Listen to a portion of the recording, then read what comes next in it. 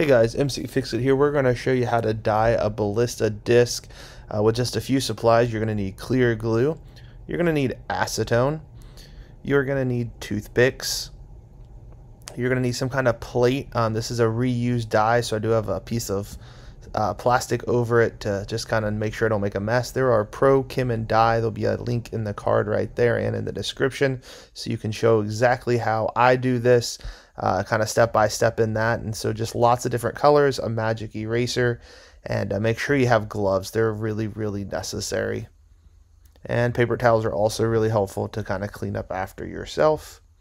And make sure you have eyedroppers to drop in each one of the Pro Chem and dyes that has been diluted. So you can go ahead and turn on your hot water. This is one of those magic erasers. The goal of this is just to get anything off of it that is put on by the factory. This is a new disc, but even if it's used, you don't want stickers and stuff like that on it. You can take off the sticker if you want. I don't really care because it is a new disc. You can go ahead and dry it off with a clean paper towel. This will just help reduce the amount of fingerprints, or if they spray anything on it, you can get it nice and clean. You can go ahead and peel back that cling wrap. The good thing is it does absorb some of those dyes from the previous dye disc as well. And just pitch this. Don't try to reuse this. It's not that expensive. Go ahead and find your wastebasket, fold it all up, throw it away. The next thing you're going to do is kind of look to see what kind of air bubbles it left, which it will in the clear glue. It does have some air bubbles. If you're new and you don't have a pre-existing bed, just go ahead and pour it into a container kind of like this that's a little bit bigger than it.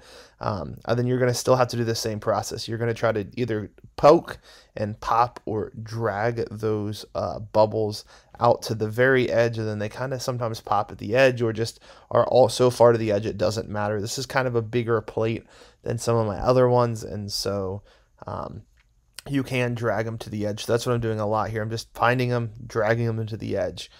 You may want to look at some different angles to make sure you actually can see all of the air bubbles.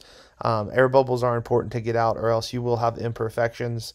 There's no perfect disc dye job, but you want to kind of avoid any of the issues you might have, and air bubbles can definitely be one of those issues.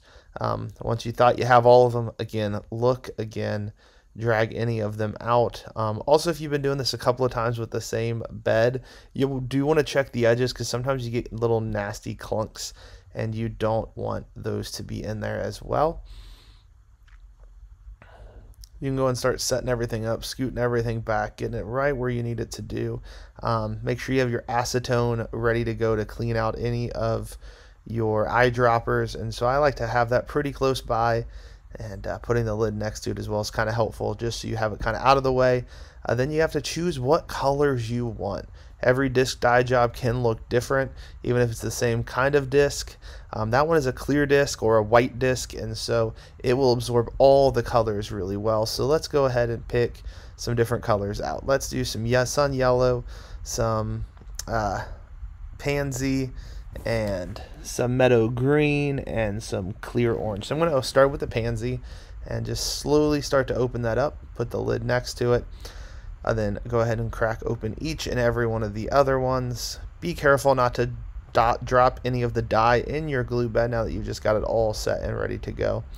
And it does help to see the different colors, especially on a clear or a white disc. The color to the right in the lid is very similar to what you're going to see on the disc, which is kind of cool. You have that, and make sure you get each and every one of your droppers for each one of them. I prefer to have one for each of them. There's a multi-pack in the description below, pretty cheap and pretty affordable, so you can definitely have each one have its own. Go ahead and suck up some dye. Don't go all the way down to the bottom, just the very top. Then you're going to put drops wherever you feel you need to. This one's going to be kind of a unique one. I've never done one like this before and recorded it, so I'm going to leave a lot of white space in the center.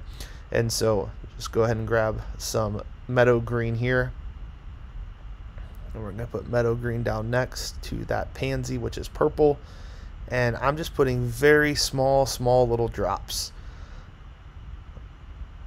and sometimes you drop them. You just put them back where they belong. And then we're going to go for some sun yellow. No, changed my mind. Let's go ahead and get some clear orange and just put some drops of clear orange along that next. And so I'm kind of going from in the top right corner a little bit darker to a little bit lighter. Again, you can choose to put this however you want to do it, which is kind of the beauty of dyeing disc. You're going to make it what you want. Then let's go ahead and get that sun orange and do the same thing. Just put little teeny tiny drops, very small. And be careful not to touch the glue itself, but just right above it. Just little drops the whole way around. And if you do spill it all, make sure you get a toothpick. And then the other thing we're going to do is just mix it between the colors itself. And each time you do this, I'm going to have a piece of paper towel to wipe it off. And then going to go into that clear orange and do the same thing. Don't hit the green, don't hit the yellow, just inside of it. That will help make that more of a solid looking color. Same thing with the green. If you do mess this up a little bit, it's not a big deal. It does happen sometimes when you're doing this technique, but this is just making it all one color. Since the purple's so big, I'm going to swirl it just a little bit. But the goal is that color looks uniform throughout the whole right there. Then wipe it off one more time. And then I'm going to take it from the kind of the outside all the way up to the top corner. With that, and that will give it kind of a cool effect of mixing it. So I'm just going to stroke it down and bring it right up to the top, all the way to the edge of the plate each time, and it's going to continue to do this and continue to do this. It will slowly mix the yellow into the orange, into the green, into the purple, and I'm trying to make this somewhat uniform to where it looks the same. Don't go the opposite direction. Again, we're trying to pull it up into that top right corner, and that will just kind of make it have a really cool effect. Again, you may want to do it a different way. This is just how I'm doing this one. Maybe you do want to pull it across the entire plate the other direction. And I think I want to put something at the bottom, so we're going to go ahead and do some fire red in the bottom corner, and that way a lot of that white disc or clear disc will show up. Same thing, just grab a little bit off the top, and I'm just going to kind of put it along the edge, as close to the edge as possible, and I'm not doing a whole lot. You can see it kind of leaked up the plate there. That's totally fine, and sometimes you do have a little bit of spills. Not a big deal. So what I'm going to end up doing is actually kind of pull that towards the other corner, the lower left corner of the plate, after I mix it together pretty well, and that will keep it one unified color, and then kind of pull it away from the other colors as well. And so I'm going into the clear, the glue, and pulling down through the red, the fire red that is. Just keep doing that back and forth, wiping each and every time. And this may look silly, but it will make it look really cool in the end. It will give it just a really neat effect, pulling it back down and through. Again, I like to do it to where no one else on the disc has a disc like mine. And so you have the ability to make some really cool dyes with this Pro Chem Dye. There's lots of other different types of dyes, but this has been my new favorite. So this is what I've been doing a lot of videos on, and have a bunch more coming to you soon.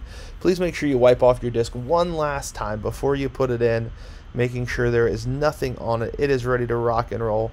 Now this was a disc that was a misprint, and so you do want to kind of line up where you want it, and I've decided I want the Ballista part, well, it says Ballista, but you know, it's a Ballista misprint in that top corner, and then on the other corner having the red, and you're just going to slowly touch it in on the right side and let it go to the left. I kind of angle it about 45-50 degree angle, and just slowly let it take itself down in there. Go ahead and let this sit for 24 hours. So let's go ahead and peel back the plastic on this. This is the Ballista.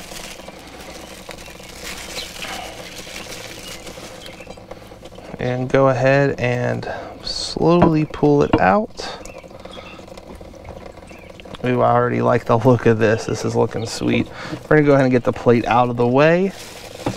And this isn't a sink that is an outdoor sink, so this is not like in a house. And so the next thing I do is just go ahead and put some water on it. And go ahead and start wiping off all the excess glue. Yeah, this turned out just how I wanted it to where it still has a lot of that white shining through. You can go and take some soapy water and just kind of spray it down. All that is some Dawn dish soap and some water. Grab a paper towel, it just kind of helps add a little bit like of abrasion in a sense, and you're just going to wipe all that down. And that came out really neat. This sat for just over 24 hours, probably like 25, maybe 26 hours. But again, remember, I kind of pulled that back and kind of pulled the colors in, and that turned out really awesome. You will want to make sure it's nice and clean and dried off, especially on this inner lip. A lot of times you can get residual glue on here as well. So after you got that all cleaned, washed off, you're ready to go ahead and throw that. You can also save this pan, this plate, and I just go ahead and put the plastic back down over it, and that does help pull up any of the excess dye that did not take. So you can kind of see there's some red there, and that'll make sure that is ready for your next dye, or you can just wipe it all out and start fresh with some new. If this was helpful, go ahead and like and subscribe. Comment if you do have any questions as well below.